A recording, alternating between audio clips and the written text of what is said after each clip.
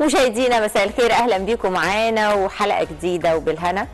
ايام قليله خلاص وتخلص السنه دي ونبتدي سنه جديده، يا رب تكون سنه سعيده علينا كلنا. طبعا واحنا في اعياد او ايام اعياد الكريسماس، فبنحاول كده ان احنا نغير في الاكلات ويبقى في حاجات مختلفه. فالنهارده كده عندنا اكله ملوكي شويه. معانا شوربه جمبري، ومعانا رز ابيض عادي خالص، ومعانا كمان كاليماري بصوص الكاري. هنشوف بيتعملوا ازاي، ونرحب في البدايه بالشيف سميره حسين. ازيك يا سميره؟ عامله ايه؟ دايما عامله لنا الحاجات الشيك دي. ايوه الشيك. الشيك احيانا ساعات بنعمل اورينتال برضه. ساعات الحاجات الحرشه. ايوه بالظبط. لا النهارده احنا شيك. النهارده بالظبط. يلا بينا بقى. كل سنه وانت طيبه. وانت طيبه يا قمر. احنا زي ما احنا متعودين هنعمل كل حاجه. نعمل دايما. سميره معودانا نعمل كل حاجه عشان كل حاجه تطلع سخنه مره واحده. بالظبط، وكل يستوي ما نبقاش سايبين بس حاجه. دي قدرات على فكره. انت عارفه ان انا لا يعني ده بيوترني شويه لما اعمل حاجات كلها بتوتر ساعات يعني. طبعا بتبقى احلى، يعني هي بتبقى احلى انه كله فعلا كده، بس ببقى اللي هو يا ربي لازم دي مش عارفه تتحرق. لا طالما الحاجه موجوده قدامك ومتنظمه ومكوناتنا قدامنا هتبقى سهله.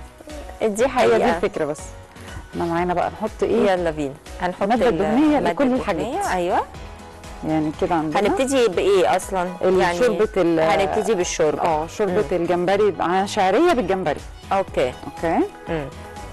وهنعمل رز ابيض لان هم مش محتاجين معاهم اكتر من كده. بالظبط. لان يعني هما الاثنين الكاليماري بصوص الكاري خلطته. بالظبط. هو بيبقى محتاج حاجه بلين كده وحاجه زي الرز الابيض مش محتاجه، مش عليها حاجه. بس اوكي نزود شويه قولي لنا المقادير. اوكي بس كده. بس ده مش مفتوح انت عارفه كده. انا هحط ماشي. يلا قولي المقادير بقى يا سميره. هنقول دلوقتي حطينا الماده الدهنيه بتاعتنا، زبده على كل الحاجات، رز وشوربه الجمبري والكاليماري. ماشي. اوكي هنبتدي بقى نحط الشعريه. الجمبري الشعريه لشوربه هيبقى الجمبري. فيها شعريه. هنحط الشعريه عشان تتحمر. اوكي. لازم تقولي المقادير مره واحده. اوكي. ده قانون الدستور. حطينا الماده الدهنيه والشعريه. ومعانا ربع كيلو من الجمبري، طبعا الكميه زي ما احنا عايزين. اوكي. ومعانا عصير، مش عصير يعني، طماطميه مبشوره. ايه ده هيبقى احمر؟ يعني مبشوره بس مش عصير يعني. اوكي. بصل، ثوم. ماشي. كرفس. اوكي. واحد من الكرفس. ملح وفلفل وكمون وكاري. حلو. ده بالنسبه للشوربه. طيب اقولها لك انا تاني. هي مبسوطه كده؟ هيام عشان تنبسط. الماده الدهنيه، الشعريه، الجمبري، يعني شويه طماطم، بصل وثوم، كرفس، ملح وفلفل وكمون وكاري. بس هو كده قلنا كل حاجه اهو. يلا بينا. اوكي. واحنا بنحمر الشعريه هنزل معاها بالبصل عشان يتحمروا مع بعض. اوكي ماشي. وانا بعمل اي علشان ما تبقاش كده باينه في بالظبط كده. وهنحط معانا البصل بتاع الايه؟ الكاليماري. الكاليماري.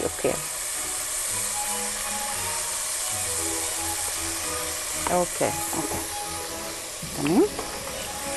هنا بقى معانا رز ابيض عادي خالص. بص بقى الرز الابيض العادي اللي هي الماده الدهنيه عليها رز وخلصنا كده الحمد لله. بالظبط. وعليه الشوربه احنا مجهزينها.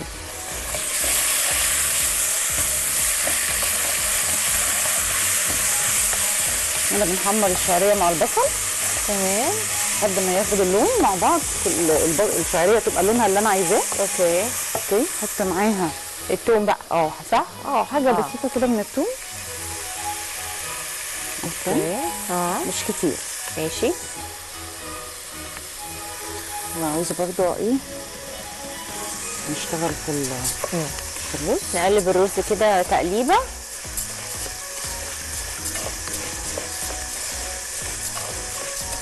الثلاثه عاليين. تمام. تمام كده عاليين كله. نحط سباتشيلا هنا. طب ما تقولي لنا كاليماري كده المقادير. بصل، ثوم، فلفل معانا، والتوابل بتاعتنا كاري، كركم، بابريكا، كمون، والملح والشبت. وشبت، ده فيه شبت بقى. ومعانا كوبايه من الكريمه اللباني.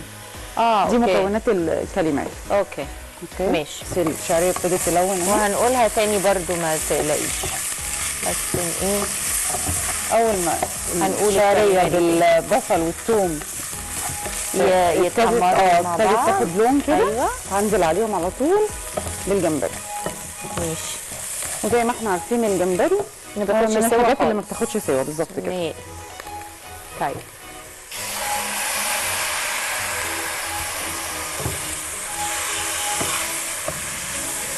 طبعا الكميه والحجم بتاع الجمبري حسب بقى عدد افراد الاسره. بالظبط كده. حلوه، حسب عدد افراد الاسره. تمام.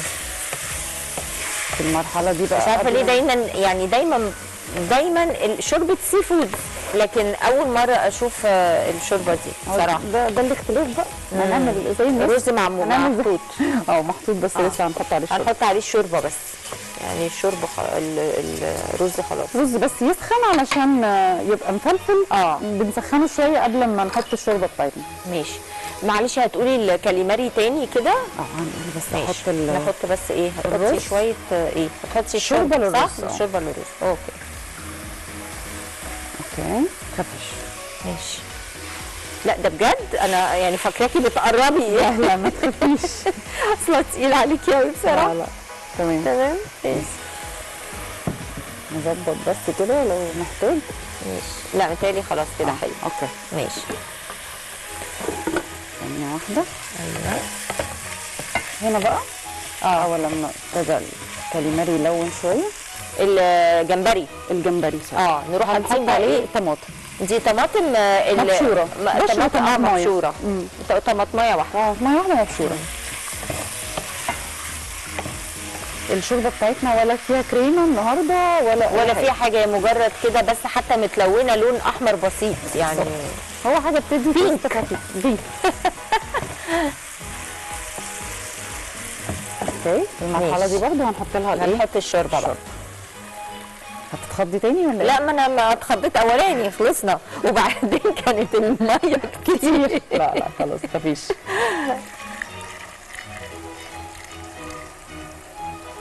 اوكي تمام الحمد لله كده تمام. بس فكره حلوه دي، الواحد يجربها. على فكره لايت وجميله. يعني مش تقيله ولطيفه. لو حابه تنقلي الرز هنا انا هنقل بقى الرز هنا عشان بس يلحق يستوي. لان احنا مش محتاجين هنا بالظبط كده دقيقه بس. والشوربه دايما بتبقى يعني اللي هو ثانيه كده بالظبط. محتاج بقى هنا ده بيضايقني. اعملي هنعملها. انا لسه ما عارفه القص دي بس جامد. اهو اوكي. ايوه. لا مش ممكن يا ايام. ارجوكي سيبي الكنترول وتعالي. ارجوكي تقولي لي البصل بتاع الكاليماري بيتحرق. لا والله لا ما طب ما تيجي تقف معانا. ايوه ما انا بقول مش معقوله. قلقانه طول الوقت قلقانه. بس احنا محتاجين نحط له دلوقتي توم. ماشي. اوكي استني انا ممكن اقلب لك ده كده تقليبه. بسيط. خلصت دي خلصت خلاص. في غيرها. في واحده ثانيه اهي. ماشي. وبرده عايزين نقول الكاليماري تاني المقادير بتاعته. هنحط الاول الملح هنا. هنحط هنا الملح عشان نخلص من الرز ده بقى. نخلص من الرز بقى عليه ونسيبه. اوكي كده بالظبط كده. ونقفل عليه بقى ونسيبه. قلت قبل كده ان انا دايما الرز الابيض ده الواحد بينساه، مش عارفه ليه. مش عارفه. لا مع انه ابن حلال والله، بس ما تفهميش. احنا قلنا الشوربه بتاعتنا مش هنحط عليها غير الملح. لا ملح. هتحطي ايه؟ فلفل وكمون وكاري. ايه ده في كاري كمان. طيب تمام. ملح وفلفل وكمون وكاري. مش هكتر الملح لان احنا الشوربه بتاعتنا فيها ملح. مملحه. اوكي، ده كاري والكمون قصدي، اوكي مش كتير، والكاري. في هذه المرحله. هذه المرحله بقى نعمل ايه؟ لازم ننزل. هتحطي ايه؟ الكاليماري. يبقى احنا حطينا الماده الدهنيه وبصل وتوم، وبعدين هنحط الكاري، قصدي الكاليماري.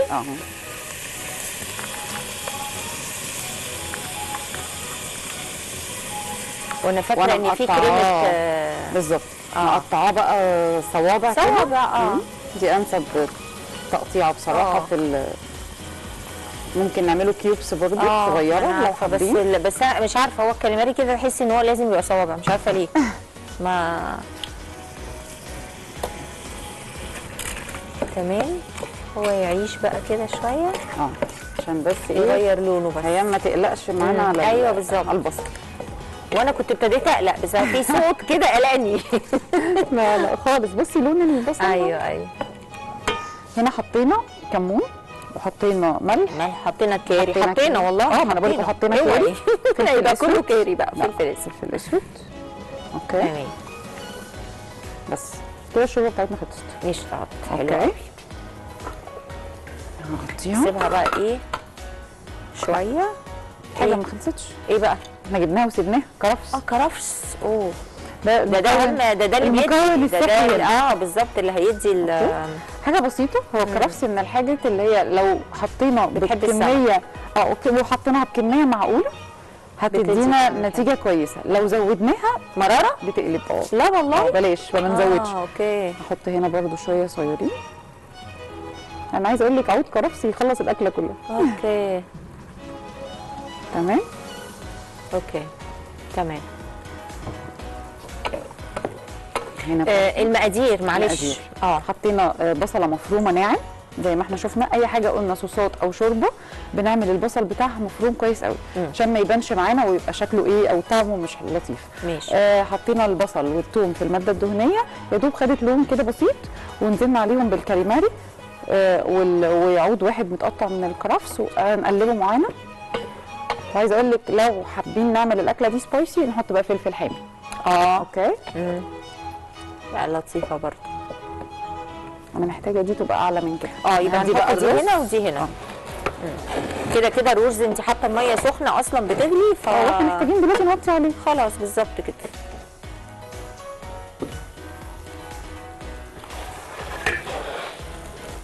اوكي بالظبط. ايوه كده بالظبط. نحط دي مكانها تاني. هي المقادير مش مكتوب لها تتقال مع بعض. لا هنقولها تاني. احنا ورانا ايه؟ كل ما نقولها ورانا ايه؟ هنقول تاني. في حاجه كده تخش في الوش. البصل والثوم خدوا لون، حطينا عليهم الكاليماري. حطينا عود من الكرفس. بس هنبتدي بقى دلوقتي نحط البهارات بتاعتنا ونقول البهارات كلها مره واحده عشان عشان ما تتعملش معانا. الكمون، الكاري، الكركم اهو، بابريكا، فلفل اسود، ملح. ماشي. اوكي. يبقى كاري وكركم وكمون وبابريكا وفلفل اسود وملح. ماشي تمام.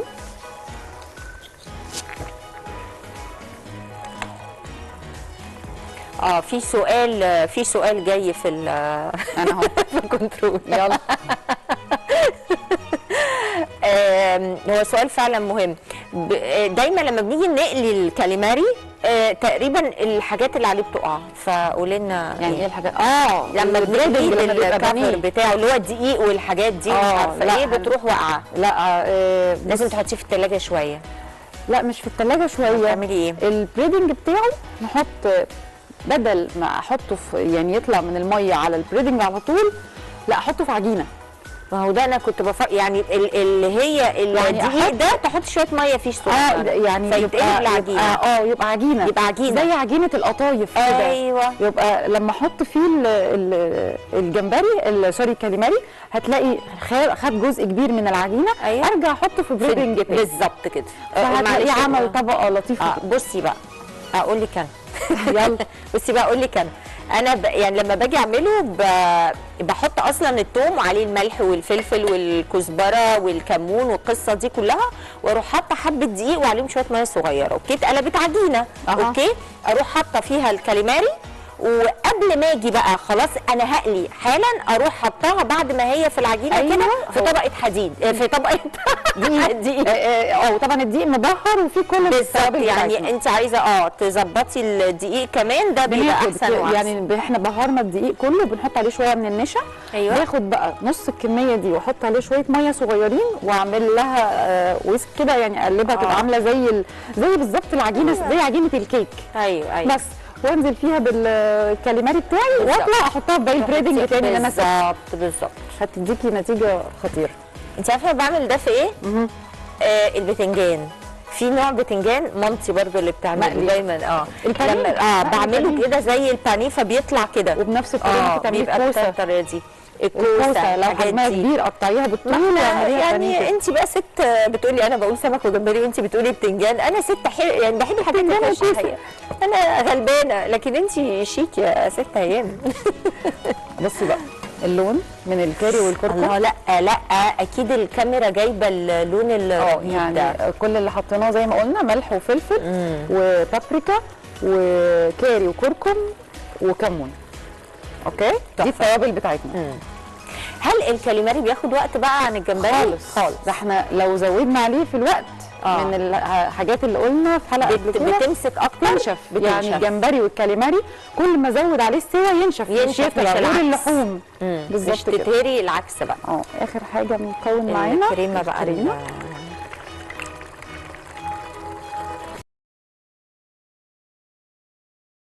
مفعول السحر. يعني الكريمه اللباني دي اللي هي كريمه الطهي دي، طعم بقى ايه، حاجه كده رهيبه. اللون بقى حلو قوي. عايزه تصفريه اكتر حطي شويه كركم عادي. لا مش عايزه. حلو كده. بس احب الحاجه فاقعه. اللون كده يبقى لون. الحاجه بقى الحلوه اللي في الاخر دي شبت.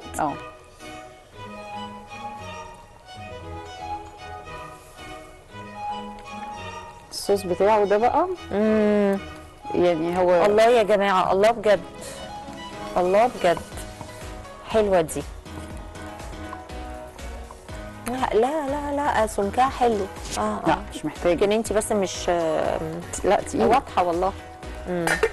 الرز بقى، يا سلام يا سلام. مش عارفه. لا لسه احنا بس بناخد تقليبه كده. ما هو على 9 احنا لازم نقلل شويه، صح؟ ومتهيألي الشوربه خلاص كده عشان الشعريه كمان ما تعجنش. احنا انا نسيت تصدقي. لا دي اهي، دي هي دي، صح؟ اعمليها بقى بس كده. الرز بتاعنا اتعمل خلاص، هو مش فاضل له كتير يعني. اوكي، متهيألي دي كمان خلاص استوت. ايه العظمه دي يا جماعه، ايه العظمه؟ شفتي السرعه؟ اكله سريعه مريعه. وحاجه كده بتدفي، حاجه كده في الجو اللطيف اللي احنا فيه. نقول تاني كده حاجه بص هنا، بص على بصي. انا الشوربه دي دايما يعني اخلي بالي قوي، لان الشوربه تحديدا في ناس تروحي تاكلي عندها شوربه تلاقيها يا لهوي منشيه واللسان العصفور مثلا او البتاع كبر وما بقاش فيه ميه. ليه بقى؟ لانها بتنساه. لا انا بعمل مجرد ما انها خلاص زي ما شفتي وصلنا المرحله دي بشيل على طول. ليه بقى؟ لان هي ممكن تكمل سواها كمان على الحراره دي بس. فانا بعمل بقى حسابي لده ان هي بتكمل سواها، فبالتالي اللي هو تقريبا ما بسواهاش يعني. هي تعيش حياتها بقى. عايزين نقول بس عملنا الشوربه ازاي عشان عملناها بسرعه كده. اوكي، ممكن ممكن جدا تحسي انها شوربه خضار يعني من اللون ده كده. ما انا بقول لك هي الطماطمايه دي مفعول السحر. لا وبعدين انت عارفه ان الريحه ما فيهاش زفاره اطلاقا. ده على فكره ده تاثير الكرفس، هي حاجه بسيطه كده بس بتضيع لي الزفاره دي خالص. صح. عشان كده دايما يقول لك الاسماك تحط لها كرفس. اي بالظبط. والسنجاري خلطه السنجاري لازم لازم احط كرفس بالظبط، والصينيه وكل الحاجات دي. يلا بقى عايزين نغرف الشوربه. اوكي. يا سلام، تحسي كده انها حاجه شتوي او احنا اللي بردانين ما تفهميش. احنا عملنا ايه بقى الشوربه ازاي؟ يلا بينا. فاكره ولا ايه؟ حطينا الماده الدهنيه زبده وزيت، وحطينا الشعريه تتحمر. واحنا بنحمر الشعريه في الوسط كده حطينا البصل والثوم بالظبط كده. بصله صغيره مفرومه فرم ناعم والثوم 3 فصوص من الثوم بس مش اكتر. اوكي. وبعدين حطينا طماطمايه مبشوره وعود من الكرفس والتوابل وحطينا الشوربه. على فكره لو احنا جايبين الجمبري بقشره باخد القشر بتاع الجمبري وبعمل بيه شوربه. لو انا فكره حلوه دي. ولو انا جايباه متقشر عادي ممكن استخدم قشر. اوكي. وحطينا التوابل بس بتاعتها ملح وفلفل وكمون وكاري. تمام. بالنسبه للكاليماري حطينا البصل والثوم برضو في الماده الدهنيه، شوحناهم لغايه ما خدوا لون ذهبي. نزلنا عليهم بالكاليماري وعود من الكرفس وخدوا يعني تشويحه بالظبط. ما فيش 5 دقائق بالظبط كان دخل في السوا. بننزل عليه بالتوابل بتاعتنا كاري وكركم ملح وفلفل وكمون وبابريكا بالظبط. اوكي. بعدين اخر حاجه الكريمه اللباني. حطينا الكريمه اللباني الاول. حاجه الكريمه اللباني وبعدين نزلنا عليه بشويه من الشبت وخلاص زي ما يعني ده كان اخر حاجه معانا. اوكي. نغرفه بقى. بدل الرز.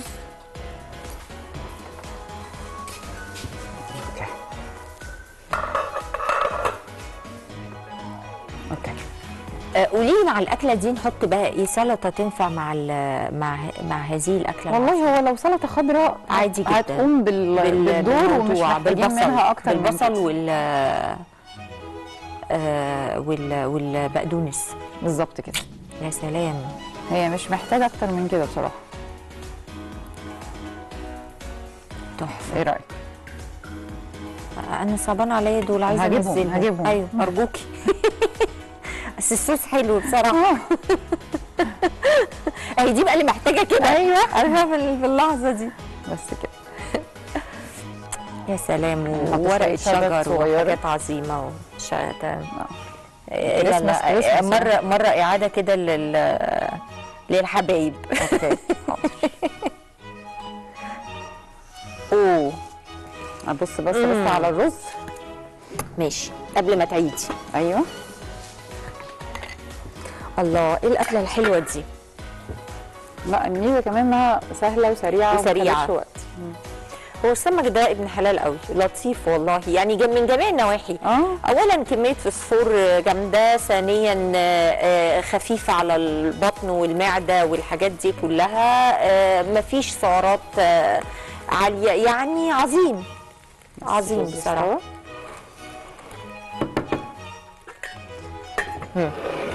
اوكي. والرز زي ما شفنا احنا حطينا بس الرز على الزبده بس رز ابيض بالظبط، وحطينا عليهم شوربه. اوكي.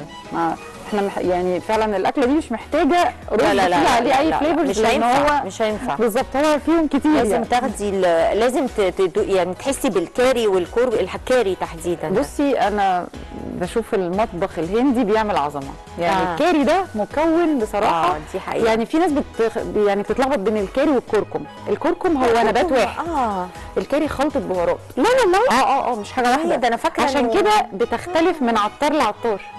لا والله. تلاقي الكاري عند ده غير ده فعلا، يعني هتلاقي ده فلان عنده كاري كويس.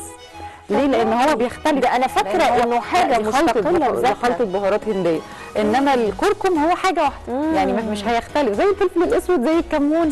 صح هي حاجه واحده. بس نغرف الرز ونعيد اعاده اخيره. اوكي.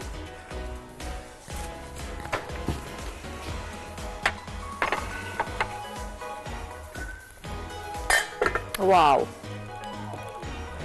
لا لا تقلقي، لا تقلقي والله. مالها؟ مالها هيان دلوقتي؟ ملقانه ليه؟ الرز عايزه استوى تحسي ان مامي قاعده في الكنترول. ايه رايك؟ والله بجد مامي قاعده في الكنترول بتعدل علينا، اللي هو مش قادره يا حبيبتي تقعد من غير ما تبقى ايديها في الموضوع. قبل التصوير بقول لها يلا بسرعه يعني احنا متاخرين، قالت لي لا، قلت لها امال في ايه؟ هي لازم انا شايفه ختمت عليكي، لازم كل حاجه تبقى مظبوطه. متاخرين قالت لي لا، طب مالك؟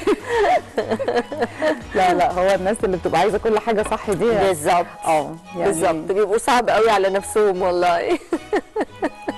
بس كده. ايوه شويه ايوه الصغننين اللي بيفرقوا. ست كده حلوه. ايوه يلا بقى، يلا نعيد بسرعه كده شويه. يلا انا معاكي. قولي. الكاليماري احنا غاسلينه ومقطعينه صوابع زي ما احنا شفنا. حمرنا بصله ومفرومه فرم ناعم مع 3-4 فصوص من الثوم مفرومين، وبعد كده نزلنا عليهم بالكاليماري وعود كرفس. وزي ما قلنا الاكله دي اساسها انها تكون سبايسي، لو عايزينها سبايسي بنحط عليها فلفل حامي.